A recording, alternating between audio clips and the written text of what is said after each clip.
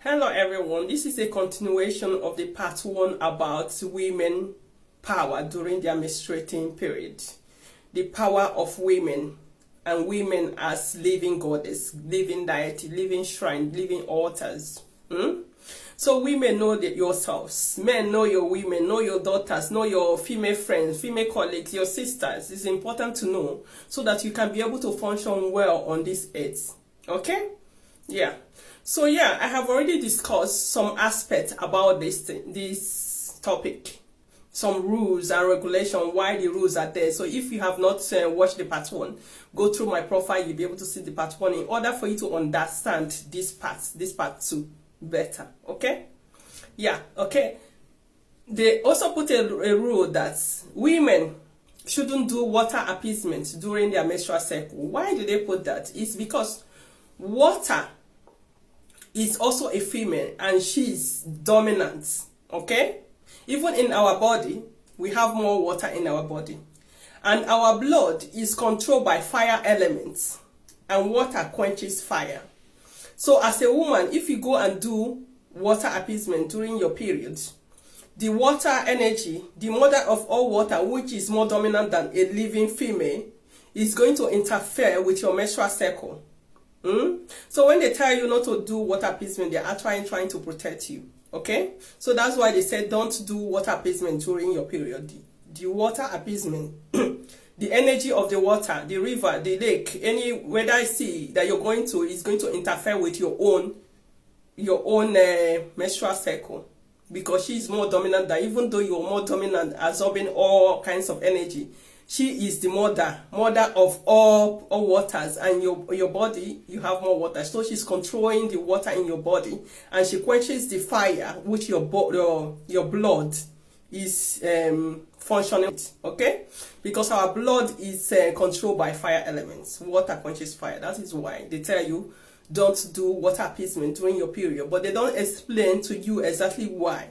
You see religion, you see tradition, they don't tell you exactly why some things are being done. That is why they say don't do water appeasement. Okay, and in some tradition, they also tell women to avoid some certain food during your menstrual period, because you know some women, they have cramps, they have discomfort, they have pains during their menstrual period. So they try to understand the women menstrual cycle and teaches women not to eat any food that is going to generate heat.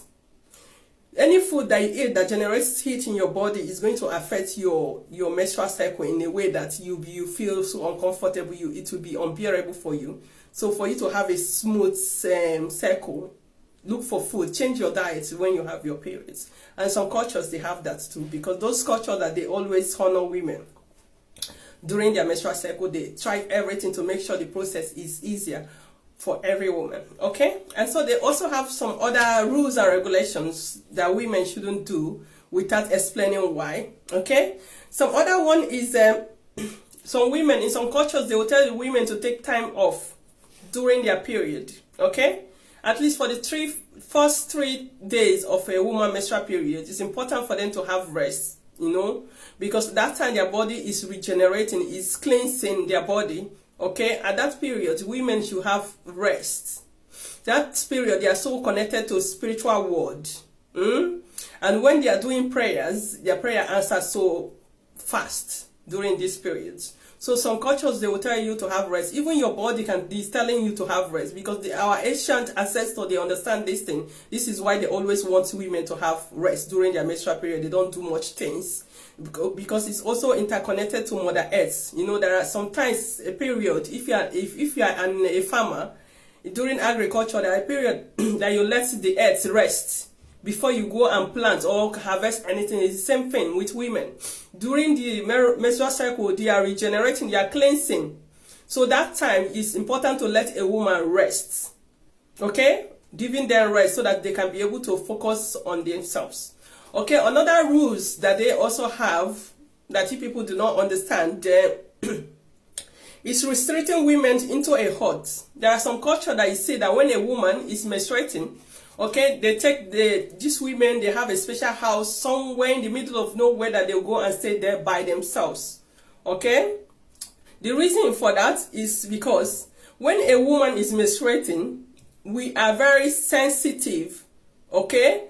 And this sensitivity and the power of our dominant energy, that we absorb all kinds of spirits and powers, sicknesses, anything we absorb.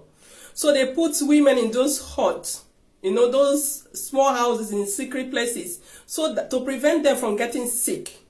Because when they are so associating themselves with a lot of people and they are under their period, they will get sick. Even a woman, check yourself, when you're period, you're easy to get sick. Is why, you see, if you know all these things, you'll be able to avoid getting sick yourself. You'll be able to prevent the kind of friends that you're having. You have your own private time during your period, not to go out all the time, not to go to a lot of gatherings, in order to prevent yourself getting sick and absorbing negative energy from people that you don't know. This is why they have those, one of the reasons why they have those secret houses. Okay, another one is to make the men be aware that the women are during their menstrual periods, that they are having menstrual periods, so they don't disturb the women for intimacy. Okay, because some of these men in those days, they used to travel for long distance for whatever they're doing, their job, they are roaring animal, whatever they do, and when they come back, they want to be close to their women, right? So when they see that, when they come back and see that the women are in that hot houses, they understand that that is the stage that the women are at this time, so they let the women to have rest. Okay, this is why. So people don't understand why women are also there.